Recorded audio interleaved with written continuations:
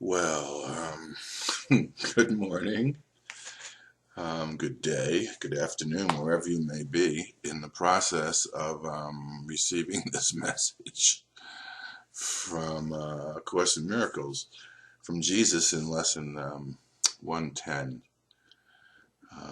Apparently, this one lesson could possibly be the key to the totality of your healing, simply by the acceptance of it. And I might add, it doesn't really require, how would I say this? It doesn't really require attempting to understand much whatsoever. It just requires you accept what it says. And what it says is, I am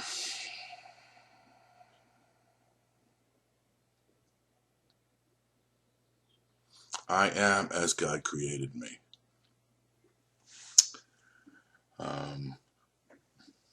There's a couple things I wanted to bring up in this lesson.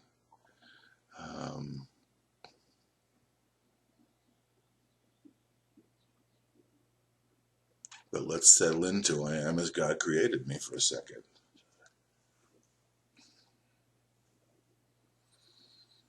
I am as God created me.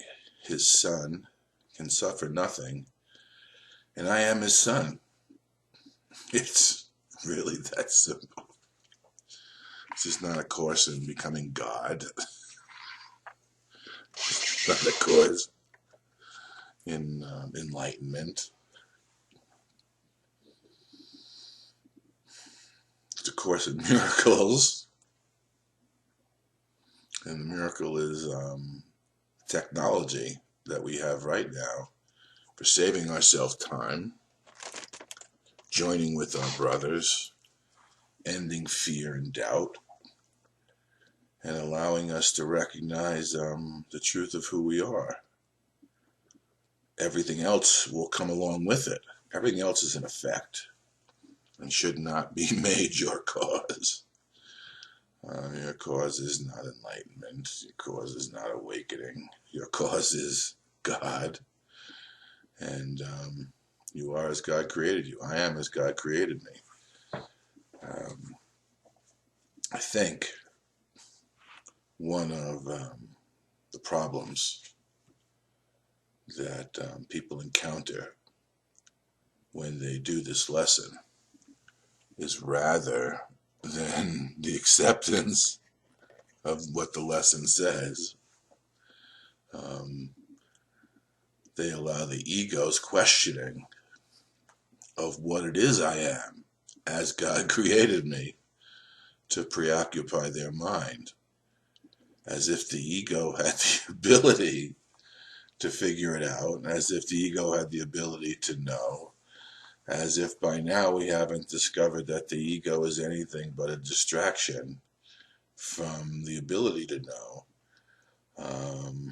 and its continued need to have meaningless questions entertained so that meaningless answers can take away from this moment in which we discover that I am as God created me, and I shall remain as God created me, and I've always been as God created me.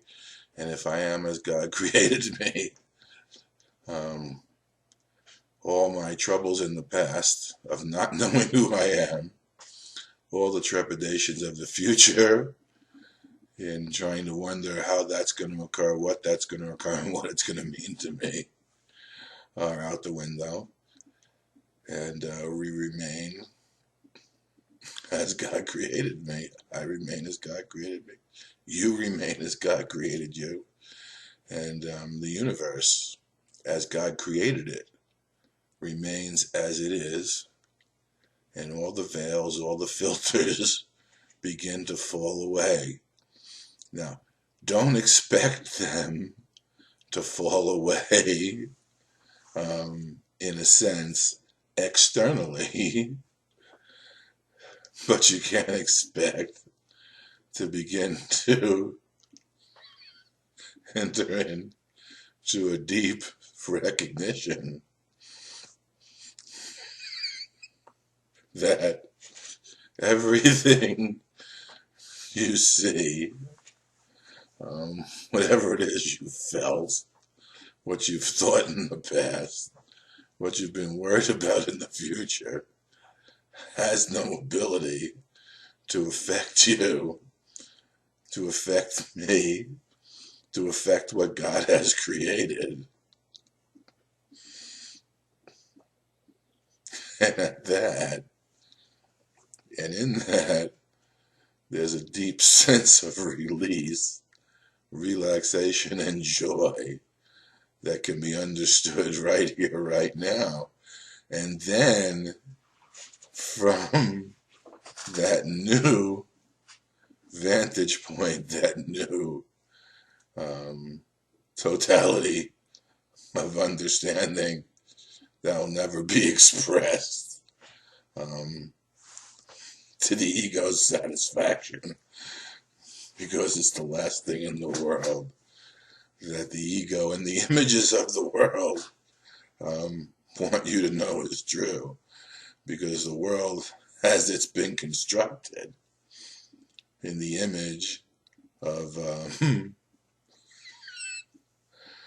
our identification with the partiality and separation of egoic thinking, depends on its survival for your non-acceptance of this thought. So any distraction that can be brought to you while you're attempting to know yourself as God created you is what the ego wants and hopes and desires that you encounter. The projected imagery, which we tend to go to for answers, is the last place to look, because it is a reflection of the unreality that we've thought was our true home and true residence, for that matter. I want to read a little sentence here. We will repeat today's idea from time to time. You bet you're going to repeat today's idea from time to time, because it's in the end, as in the beginning, it's all that's true. For this one thought would be enough to save you and the world if you believed it is the truth. Now, notice it's not asking you to know what you are as God created you. That is what is going to be revealed in each and every moment. It's just asking you that you believe and accept and utilize this thought. I'm telling you, the pitfall in this lesson is trying to understand what we are as God created us as an answer to the ego's dilemma and the need for its own existence to continue. And the ego is going to attempt to co-opt this lesson, believe me, because you're not learning or not doing this lesson. And learning what it is that has to offer you is the only way that the ego can survive. And it's the only way the projected imagery has the ability to remain as the veil that continues to hide the truth of who you are. Don't try to figure out what you are as God created you. Just accept that I am, you are as God created you. That's it.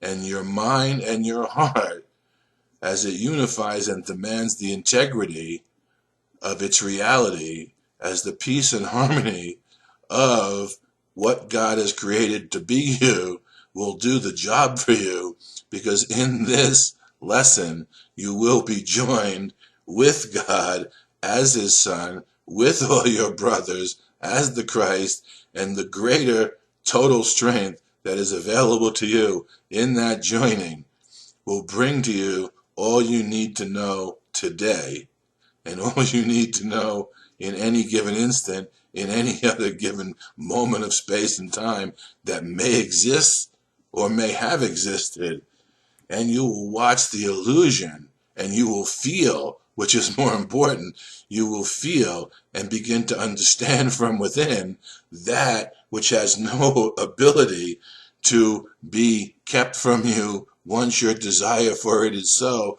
whether you know any definition or anything at all about what God created you to be and what you are right here and right now. Now, that may have gotten a little muddied in the transition, in the transmission, but this is what I'm trying to tell you. It doesn't matter what you think. It doesn't matter how you think. It doesn't matter what anyone else tells you. You remain as God created you. And because you remain as God created you, and because the separation from God has always been impossible, the acceptance of the truth of that will show you all you need to know. And as this lesson says, will bring you every miracle, every necessity of forgiveness will be fulfilled simply by the power of what you're united with, not the ego's need to define and understand within its limited terms what it is you are as God created you. Well, if I am as God created me, what does that mean? To the ego, it doesn't mean anything, but it's going to continue to ask those questions to distract you from the acceptance of this simple statement. And this is what I wanted to read. For this one thought will be enough to save you in the world if you believed it is true. Its truth would mean that you have made no changes in yourself which have reality. Nor, and this is one that I think many Course in Miracles teachers and students tend to ignore. And the ignorance of this statement produces a deception so vast as to increase fear, rather than diminish the fear of what is being offered to you, in the certainty that what's being offered to you is the joy of your reality, unfettered by any need to define it or understand it within the egoic terms that you've been using to define yourself, understand the world, and try to operate here. Listen, nor here. Its truth would mean that you have made no changes in yourself which have reality, nor changed the universe so that what God created was replaced by fear and evil, misery and death. Okay, there's a universe that God created which you are part of, and that is real. That is not what's unreal. You are not nothing. You have never been nothing. You will never return to nothingness. You will never be empty. You will always be full, whole, perfect, real within the universe that God created. Now, just because you may not understand what that is, don't know what it looks like, may never seen it before, it does not make it untrue. The acceptance of this idea will bring the truth to you. As a matter of fact, so the discussions, all the meaningless discussions that take place as to whether the form is real or whether there's anything or whether you wake up, you're nothing, you go, all of that is meaningless. Those are the distractions. And entertaining the distractions keeps you from accepting this simple lesson: I am as God created me. If you remain as God created you, appearances cannot replace the truth. Health cannot turn to sickness, nor can death be substitute for life or fear love. All this has not occurred if you remain as God created you. You need no thought but just this one to let redemption come to light the world and free it from its past. Yes, this is true. It's in this one thought is the past undone, the present saved to quietly extend into timeless future. If you are God, if you are as God created you, there has been no separation of your mind from His, no split between your mind and other minds, and only unity within your own. Yes, you don't have to know what it looks like. You don't have to know what That means you just have to accept this thought and it will be revealed to you. The questioning of the ego, and it asks millions and millions of questions. It asks the same question over and over again. How did the impossible happen? How did the impossible happen? How did the impossible happen? The impossible never happened. Period. Period. We can offer you a plausible understanding of how it seems to have happened, but in the acceptance of this thought, you'll begin to understand that the impossible never happened. Now, the ego is capable of asking very valid questions. And as long as you keep on looking within the egoic realm of consciousness to get those answers, you will never ever get those answers, because the answer is deep inside of you, hidden by that consciousness, those images. And what people tend to do is look outside of themselves to teachers thinking that I am one of them, in fact, and I can tell you what you are as God created you. I need not tell you what you are as God created you. I only need to offer you the fact that you are as God created you. I am as God created you. The universe remains as God created you. You are not nothing. You are whole and perfect. And that great discovery can be had right now, and you can continue to live in the total and the constant unfoldment of it if you allow it to be true in this second, because the joy that it will bring to you will be greater than the joy that you anticipated from participating in the sorrow of the world and attempting to solve the world's problems to such a degree that you can enjoy yourself here. You can enjoy yourself here because none of this is so. You remain perfect as God created you, and nothing has ever been able to separate you from that reality, including the ego's incessant questioning and need to offer you answers that have no validity and no ability to help you whatsoever. There's a friend of mine whose birthday it was today, and he said, I have no idea what it's like to be 48. Well, we don't need to have any idea what it's like to be anything. We just have to be what we are. It's much like the 12-step program, where you do this one day at a time, one moment at a time, one instant at a time. When I was getting sober, I realized that I had never been sober one day. Okay? I didn't know what it meant to be sober one day. My ego told me and tried to anticipate what it was going to be like, but that's not what it was like. And when day 2 came along, I recognized, oh my God, I've never been sober for 2 days. I have no idea what this day will bring. The ego loves to tell me what the day will bring, based on what the past was, based on its anticipation of being sober, and based on its anticipation of no longer drinking, but it cannot offer you that. It can only offer you ideation, images, and unreality, because only today you can find out what today is. You cannot know about today from yesterday, and you cannot know about today from anticipating the future.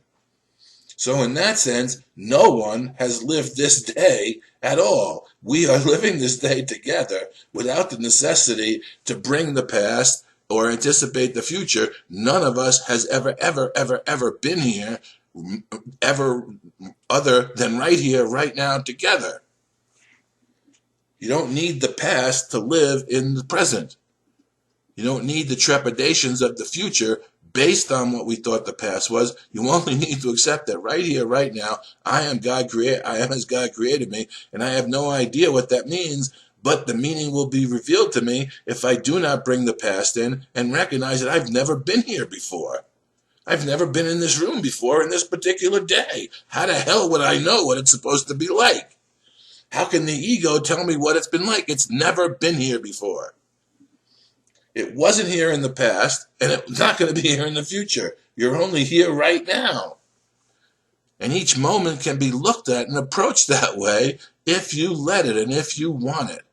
If that's your goal and that's your desire, nothing can keep you and prevent you from knowing yourself as God created you now and allowing that unfoldment and that revealing to bring you deeper and deeper into your reality, until the reality is all that you desire and the illusion no longer has the ability to prevent you from fulfilling your heart's desire and your mind's necessity to be integrated with your heart's desire in the truth.